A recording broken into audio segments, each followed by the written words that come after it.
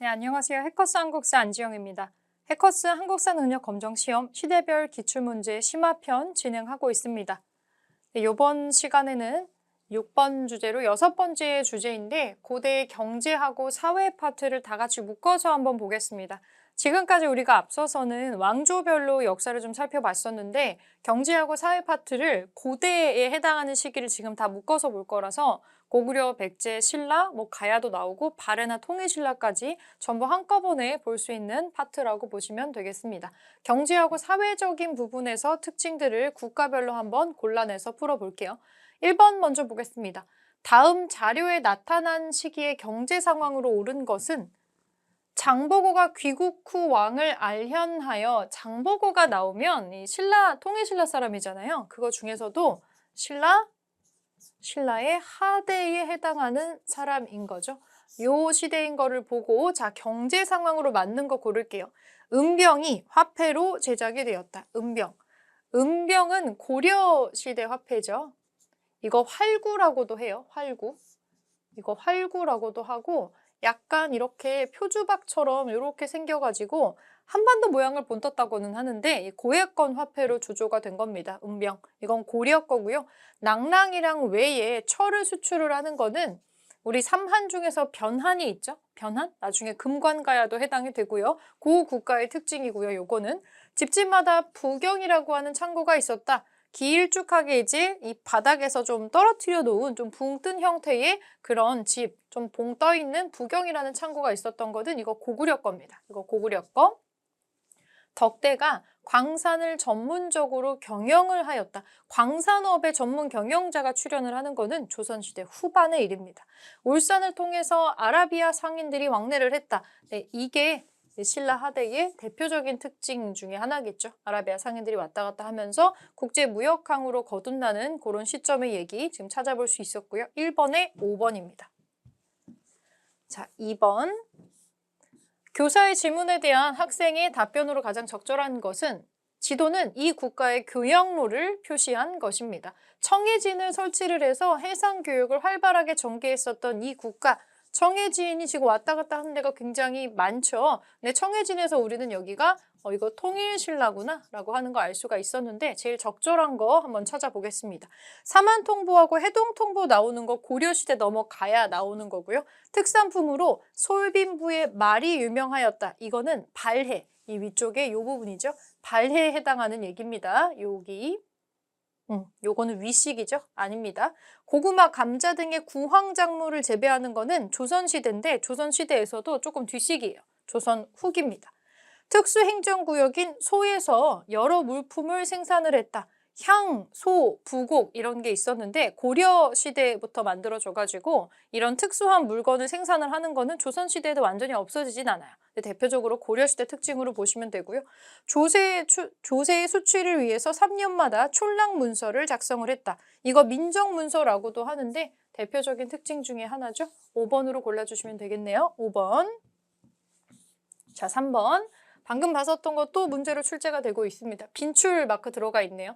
가 국가의 경제 상황으로 옳은 것은 이 문서는 일본의 도다이사 쇼소인에서 발견된 것으로 가의 오소경 중에 하나인 서원경 주변의 마을 분포를 포함을 해서 4개의 촌락의 인구 현황, 토지의 종류, 면적 등이 아주 자세하게 기록된 문서이다 라고 나오고 있습니다. 이게 민정문서인데요.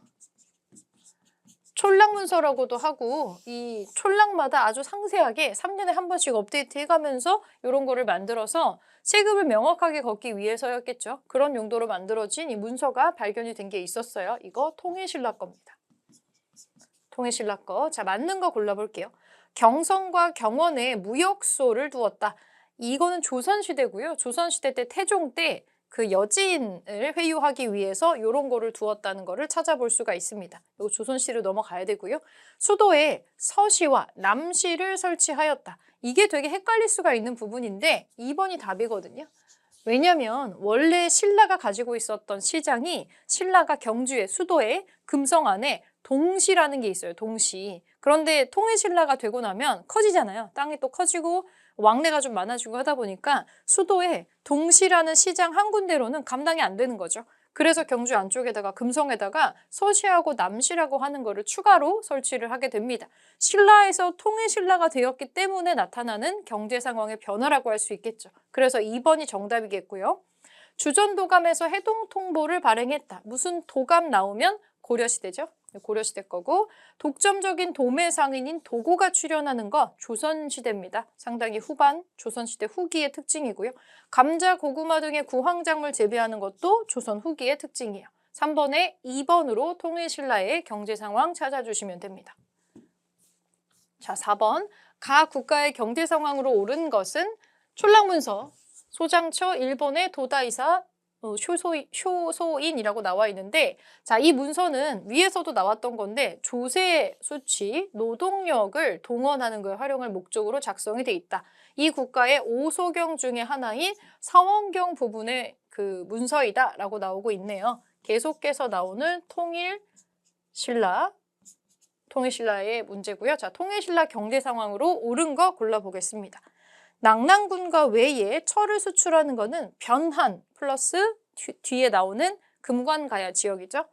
아니고 집집마다 부경이라는 창고가 있었던 거 고구려예요. 활구라고 불리는 은병이 고액권 화폐가 유통이 되는 거 고려입니다. 고려. 특산품으로 솔빈부의 말이 유명했던 거는 저기 북쪽의 발해 특징이고요. 울산항, 당항성이 무역항으로 번성하였다. 이게 좀 자주 나오는 선지죠. 통일신라 경제상황 특징으로 요거 두 개 항구 이름은 기억을 해두도록 하겠습니다. 4번에 5번으로 풀게요. 자, 5번 문제. 밑줄 그은 인물이 활동한 시기의 경제 모습으로 오른 것은 이곳은 새롭게 중건된 산둥반도의 적산 법화원입니다. 이 사찰을 창궐한 인물에 대해 말해주세요. 살짝 힌트도 나와요. 지금 군복을 입고 있거든요. 당에 건너가 군인으로 활약했고 왕이 쟁탈전에 가담을 해서 반란을 일으켰고 결국에 살해당하게 되는데 중국의 산둥반도에 적산 법화원이라는 사찰을 창건했었던 인물, 군인으로 활약하고 나중에 왕위 쟁탈전에 가담하는 이 인물은 청해진으로 유명했던 장보고입니다. 자, 그럼 장보고가 활동했던 시기는 신라의 하대죠. 신라 하대의 경제 모습으로 맞는 거 고를게요. 활구라고 불리는 은병이 유통이 되는 거 고려시대 화폐예요. 중국의 농서인 농상집요가 소개되는 거 이거 고려 말기에 들어오는 겁니다. 고려 말기에. 면화, 고추 등의 상품 작물이 재배되는 거 조선시대 후기고요. 청해진을 중심으로 해상무역이 전개가 되죠. 장보고가 그거 있었던 사람이니까. 수도의 시전을 감독하기 위해서 경시서가 설치가 되었다. 고려시대부터 이것도 설치가 되는 특징을 보입니다. 자, 5번에 4번으로 찾아주시면 되겠네요. 6번, 가 국가에 대한 설명으로 옳은 것은 이것은 이 가 국가의 5경 중에 하나인 동경 용원부 유적에서 발견된 불상입니다. 여기 보면은 부처님이 두 분이 앉아 계시고 광배도 뒤에 두 개가 붙어 있어요. 그래서 이불병좌상이라고 하는 건데 실제 크기는 손바닥보다도 작아요. 되게 작은 크기인데 이게 계속 나오는 거는 이게 발해의 유물이기 때문이에요.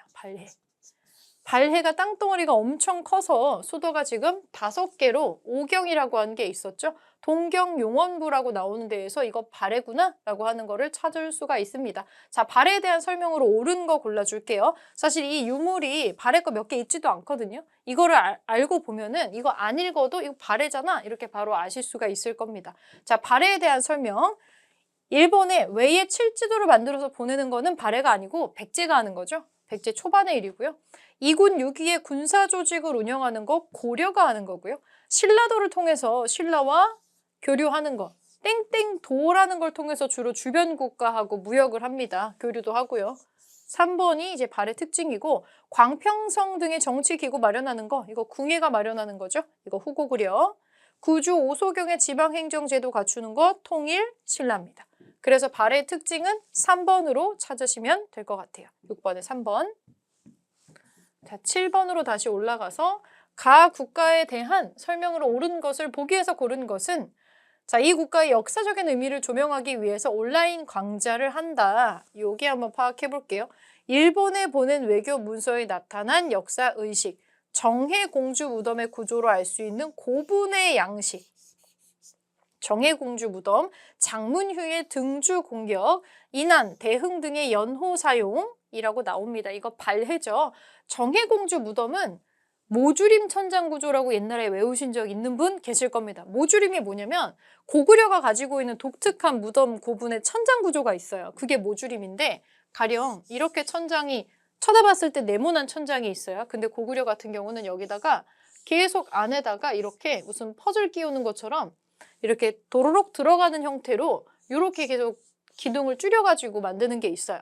이렇게 천장이 이렇게 돔 형태로 같은 형태로 올라가는 게 아니라 한 단계씩 다라라락 들어가는 형태인데 모서리가 네모로 계속 넣으니까 계속 모서리가 짧아지잖아요. 그래서 모서리가 줄어든다는 뜻으로 모주림 천장이라고 하는데 이런 천장 구조를 가지고 있는 게 고구려 고분의 특징 중에 하나고 이거를 그대로 발해의 무덤에 적용이 되어 있다. 이것들이 그래서 이거 두 국가는 서로 연결되어 있거나 계승된 국가가 맞다. 이렇게 많이 보고 있죠. 고분 양식은 그냥 심심해서 이유 없이 따라하거나 그러는 게 아니에요. 사람의 죽음이랑 관련된 세레머니는 잘 안 변해요. 그래서 뭐 인류학적인 연구 같은 걸 했을 때 어떤 부족과 어떤 부족이 뭐 어떤 이 사람들이 나중에 뿌리를 추적해 올라갔을 때 연결이 돼 있냐 안 돼 있냐 이런 거를 만약에 볼 때 연구하는 것 중에 하나가 통가을이라는 게 있죠. 사람이 태어나서 죽을 때까지 하는 반드시 거쳐야 되는 여러 가지 세레머니들이 있는데 특히나 여기에 세레머니들이 유사할수록 연관돼 있다고 볼 수가 있을 텐데 진짜 안 변하는 것 중에 하나는 죽음이랑 관련된 행사라는 거죠. 무덤을 만드는 양식이나 이 죽음을 대하는 자세라든지 이런 것 자체가 잘 안 변하는 정신적으로 하나라는 느낌을 주는 거거든요. 뭐 우리나라 사람들은 사람이 죽으면 대체로 땅에 묻거나 아니면 불교의 영향으로 화장을 하려고 하겠죠. 우리나라 사람들이 지구 반대편으로 이민 가서 산다고 하더라도 이 방식이 크게 바뀌진 않을 거예요. 진짜 어쩔 수 없는 상황이 아니면. 왜냐하면 정서적으로 우리는 이게 자연스러우니까. 그럼 한국에서 나고 자란 사람들은 사람이 죽는다? 그러면 땅에 묻어야지. 이게 당연한 거잖아요. 이거를 우리가 뭐 갑자기 티베트 같은 데 가서 산다고 해서 난데없이 사랑하는 가족의 시체를 새한테 던져주고 막 쪼아먹게 한다거나 이런 식으로 조장을 한다거나 풍장을 한다거나 뭐 이렇게 바다에 떠내려 보낸다거나 이런 거 못한다는 얘기예요. 우리가 가지고 있는 정서랑 너무 안 맞으니까. 특히나 이게 굉장히 오랫동안 남아서 끈끈하게 흔적을 남기는 게 죽음이랑 관련된 의식입니다. 그래서 고분 양식을 비교했을 때 유사성이 나오면 이 두 고분은 서로 연결되어 있는 문화권에 있다. 이렇게 볼 수가 있는 거겠죠. 그래서 이제 중국 같은 경우는 이거 우리한테 잘 공개 안 하려고 하잖아요. 우리하고 역사 분쟁이 아직 안 끝났으니까 무덤의 양식은 그래서 중요한 겁니다. 변하지 않는 이 어떤 문화 양식 중에 하나이기 때문에. 자, 요런 것들을 추정을 해서 일단 우리가 발해라는 걸 찾았어요. 자, 그러면 발해에 대한 설명으로 맞는 거 고르면 되겠네요. 철전인 건원중보를 발행하였다. 일단 돈 나오고 하면 주로 고려 시대 걸로 생각을 해주시면 되고요. 이 화폐에 대한 건 발해 거는 기록이 남아있지 않아요. 자, 기억 아닙니다. 지워버릴게요. 솔빈부의 말이 특산물로 거래됐죠. 발해에서는. 그럼 니은이 없는 거 지워버릴게요. 지방관을 감찰하고자 외사정을 파견하는 거 이거 문무왕이 했었던 건데 통일신라의 특징이니까 디귿은 아닙니다. 그러면 디귿 지워버리면 4번밖에 안 남네요. 거란도, 영주도 등을 통해서 주변국과 교류하였다. 여기에 플러스로 일본도 같은 길도 있었죠. 이런 거를 통해서 주변국가하고 교류를 하는 양상을 보이는 게 발해의 특징입니다. 정답은 4번으로 찾으면 되겠네요. 8번, 가 국가의 경제 상황으로 오른 것은 이 지도는 가의 전성기의 영역을 나타냅니다. 이 국가에서는 각지에서 말이 사육되었는데 그 중에서도 솔빈부의 말은 당나라에 수출이 될 정도로 유명했습니다. 특히 고구려 유민 출신으로 산둥반도 지역을 장악했었던 이정계 세력에게 많은 말을 수출을 했습니다. 자, 여기 땅의 영역을 보고 솔빈부라고 하는 거 보이는 걸로 봐서는 고구려 유민 출신까지 플러스로 이거 발해다 찾아낼 수 있고요. 이렇게 얼핏 봐도 지금 북한하고 연결되는 지점이 요만큼인데 이렇게 지금 남한은 밑에 요만큼 정도 있을 거잖아요. 엄청나게 큰 크기를 가지고 있다라고 볼 수가 있겠죠. 자, 발해의 경제 상황으로 오른 거 골라볼게요. 병란도를 통해서 아라비아 상인과 무역을 하는 거는 발해가 아니고 고려의 특징이죠. 구황작물로 감자, 고구마 재배하는 거, 널리 재배하는 거 조선시대 후반. 해동통보 발행해서 화폐 유통을 추진하는 거 고려. 시장을 관리하는 관청인 동시전을 설치하는 거, 이거는 신라 때 나오는 거죠. 신라 때 나온 특징이고, 거란도, 영주도 등을 통해서 주변국과 교역하는 거 플러스 일본도라는 것도 있었어요. 발해의 특징 5번으로 골라주겠습니다. 나오는 거가 계속 나오죠? 같은 것들이. 자, 9번 보겠습니다. 가나 국가의 사회 모습에 대한 설명으로 옳은 것은 왕의 성은 부여시고 왕을 어라하라고 하며 백성들은 건길지라고 부른다. 모두 중국말로 왕이라는 뜻이다. 도성에는 1만가가 거주하며 5부로 나뉘는데, 자, 사실 이 뒤쪽을 쭉 보니까 부여시가 왕의 성씨고요. 왕을 어라하라고 부른다. 어라하라고 왕을 호칭했었던 국가 백제입니다. 백제. 이거 지금 백제 설명이네요. 가는 지금 백제고요. 나를 볼게요. 60개의 주현이 있으며 큰 성에는 녹살 1인을 두는데 도덕과 비슷하다. 나머지 성에는 철여근지를 두는데, 우리 문제 풀 때 욕살, 철여근지 이런 거 본 적 있었죠? 이거 고구려 겁니다. 수도가 5부로 나뉘어 있다도 힌트가 되겠네요. 요거는 고구려. 자, 그러면 가는 백제, 나는 고구려예요. 맞게 연결된 거 고르면 되겠네요. 사회 질서를 유지하기 위해서 범금 8조를 두는 거 고조선 특징이니까 어디에도 해당되지 않아요. 거란도, 일본도 등을 통해서 주변 국가랑 교류하는 거는 발해잖아요. 아니죠? 태학과 경당을 두어서 인재를 양성하는 거 나랑 연결돼 있는데 고구려 특징이 맞네요. 중앙에 태학을 놓고 지방에 경당을 두었었죠. 3번이 맞는 얘기고, 정사암회의에서 국가 중대사를 논의하는 거는 고구려가 아니고 백제의 특징이에요. 골품에 따라서 관등의 승진에 제한이 있었던 골품제는 신라 겁니다. 신라. 그래서 맞게 연결된 걸로 3번 골라주시면 되겠네요. 3번. 자, 10번 밑줄 그은 대책으로 옳은 것은 고구려에서 찾은 사회보장제도. 사회보장제도, 빈곤, 질병 등의 사회적인 위험으로부터 국민을 보호하기 위해서 국가의 조직적인 어떤 액션을 얘기를 합니다. 사회보장제도는 곧 복지라고 봐도 무방하겠죠. 자, 쭉쭉쭉 가볼게요. 구휼, 사람들 먹여 살리는 거 그 범주에 넣을 수가 있는데 고구려에 그 사례가 있더라. 자, 고국천황 시기인데 사람들이 먹고 사는 게 되게 힘들었던 시기가 있었다. 지금 흉년이 든 시기인데, 그래서 고국천황이 이 사람들을 불쌍히 여겨서 위로를 하고 재상이었던 을파소하고 논의를 해서, 자, 우리 지금 흉년이라 다들 너무 힘들대. 이거 어떻게 해결하면 좋을까라고 의논을 했다라고 나옵니다. 자, 고구려, 구휼제도, 고국천황, 그리고 명제상 을파소가 언급이 됩니다. 여기에서 우리가 뽑아낼 수 있는 고구려 사회보장제도는 진대법입니다. 봄에 춘궁기에 곡식을 빌려주고 가을에 갚도록 하는 진대법이라고 하는 게 이때 나오죠. 자, 그거 고르면 되겠죠. 진대법을 실시해서 빈민을 구제하였다. 1번이 답이네요. 상평창을 설치해서 물가 조절하는 거 고려가 하는 거고요. 구황차료를 간행을 해서 기근에 대비하는 거 조선시대의 명종 때 일입니다. 이때 엄청 자연재해 같은 것도 많이 일어났어요. 구제도감을 설립해서 백성을 구호하는 거, 무슨 도감 나온다. 이거 고려 거고, 해민국 나오는 것도 고려 겁니다. 그래서 진대법으로 1번 골라주시면 돼요. 11번. 밑줄 그은 이 제도에 대한 설명으로 옳은 것은 축하드립니다. 이번에 대하찬으로 승진하셨다고 들었습니다. 고맙네. 하지만 육두품인 자네는 이 제도 때문에 아찬에서 더 이상 올라갈 수 없다는 것이 안타깝네. 그려 육두품, 이 제도, 골품이죠. 신라의 독특한 신분제도, 골품제도입니다. 원화의 기원을 두고 있다. 이거 화랑도죠. 화랑도. 이건 화랑도. 을파소의 거지로 처음 마련된 거는 방금 봤었던 진대법이에요. 진대법. 서울의 관직 진출을 법으로 제한을 했다. 서얼이 뭔가요? 서얼. 서얼. 본부인의 자식 말고 첩의 자식. 첩의 자식입니다. 서자하고 얼자를 묶어서 서얼이라고 하죠.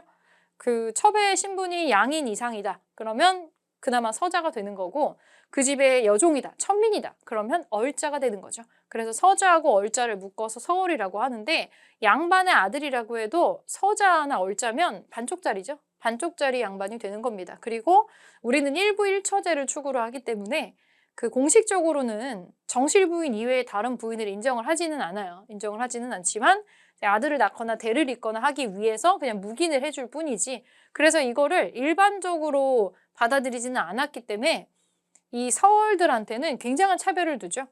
서얼은 관직 진출을 법으로 그냥 막아버려요. 이 관직 진출 중에서도 남자로 태어나서 성인 남성으로 태어나서 조선시대에 출세하려면 무조건 과거시험 봐야 돼요. 과거시험의 문과 이거를 봐야 높은 고위 관직으로 진출할 수가 있는데 그 문과로 진출을 할 수가 없게 되어 있습니다. 잡과 같은 것만 보게 되어 있어요. 그래서 요거 조선시대에 있었던 그 과거제도 중에서 문과에 해당하는 얘기가 되겠고요. 자, 4번 집과 수레의 크기 등 일상생활을 규제하였다. 골품은 이런 것까지 규제를 합니다. 옷차림까지 전부 다.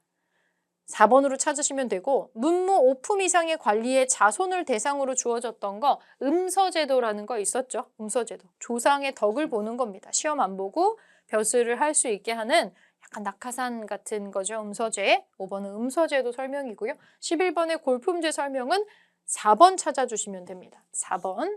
마지막 12번.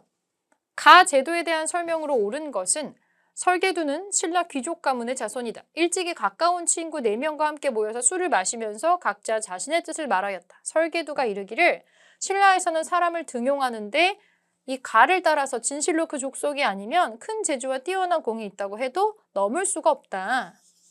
나는 원컨대 중국으로 가서 세상에 보기 드문 지력을 떨쳐서 그 특별한 공을 세우고 싶다. 그리고 영광스러운 관직에 올라 고관대작의 옷을 갖추어 입고 천자의 곁에 출입하면 만족하겠다라고 하였다. 자, 신라 귀족 가문의 자손인데 여기 뭔가 한계점 때문에 출세를 못하나 봐요. 그래서 우리나라 말고 자기네 나라 말고 중국으로 가서 내가 공을 세우고 싶다라고 자기의 꿈을 얘기하고 있습니다. 이 제도는 위에서 봤었던 골품제도입니다. 골품제. 네, 골품제에 대한 설명으로 맞는 거 고를게요. 진대법이 실시되는 배경이 되지 않았죠. 이거는 고국천황 때, 고구려 때 얘기기도 하고 사람들이 이제 굶어 죽는 고통스러운 가운데에 벌어지는 구휼, 사회보장제도니까 골품제도하고 관계없습니다. 이건 신분제도니까요. 원성왕이 인재등용제도로 제정한 거는 독서상품과라는 게 있고요. 후조 출신인 쌍기의 건의로 고려시대 때 과거제도가 실시가 되고 권문세족에 대한 견제를 목적으로 시행이 된다. 이 고려시대 때 얘기인데 그 원나라에 기대해 있었던 친원파 세력을 견제할 목적으로 했던 거는 그들이 가지고 있는 방대한 땅을 빼앗아서 다시 원래 사람들에게 돌려주거나 국고로 환수하기 위해서 전민변정도감이라는 거를 하죠. 불법적으로 땅을 얻거나 했었던 거를 다 찾아서 돌려주고 그 사람들도 억지로 노비로 된 사람들도 찾아보고 하는 그런 게 있는데 전민변정도감이 대표적으로 권문세족에 대한 견제를 목적으로 시행이 됐었던 겁니다. 근데 일단은 골품제도랑 관계없고 시대도 고려시대로 넘어가야 되는 거죠. 집과 수레의 크기, 위에서 똑같은 거네요. 수레의 크기 등 일상생활까지 다 제한을 했던 이게 바로 골품제입니다. 5번으로 찾아주시면 되겠고요. 네, 그대로 묶어가지고 보기는 했는데 시대가 지금 조금 많은 편이었어요. 여러분들이 문제를 푸실 때 각각의 시대마다 여기에밖에 없는 특징들이 조금 있습니다. 그런 것들을 좀 확인을 해주시고 발해 같은 경우는 남아있는 기록이 거의 없기 때문에 시중에 우리가 볼 수 있는 자료 같은 것들은 한 번에 다 보시고 딱 사료만 봤을 때에도 이거 뭐잖아 라고 알 수 있을 정도로 체크를 해두시면 좋을 것 같습니다. 여기서 문제풀이 마무리하겠습니다.